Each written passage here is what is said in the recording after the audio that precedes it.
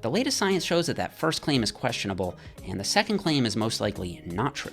Of course, the most common sense way to think about this is that running a marathon would cause tons of muscle damage, but wouldn't do anything good for muscle growth.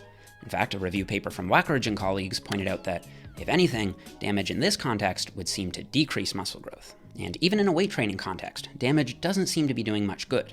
The study from Damas and colleagues argued that damage doesn't even correlate with hypertrophy over the long run. As shown in the figure here, early on in a training program, you see a huge amount of damage. This could be why you get so sore when starting a new routine. And while there is an associated early spike in muscle protein synthesis, the vast majority of that synthesis is directed toward repairing damaged muscle tissue rather than building new muscle tissue from scratch. And it's only after that damage decreases that muscle protein synthesis is directed toward new muscle hypertrophy.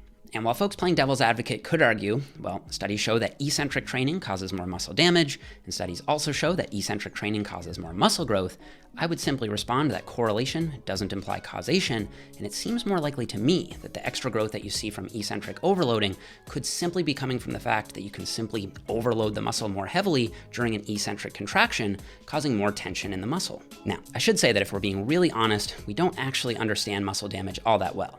Even the methods of simply measuring muscle damage have been contested by prominent researchers. So the bottom line is that any theory that uses muscle damage to explain muscle growth is speculative at best and unfeasible at worst.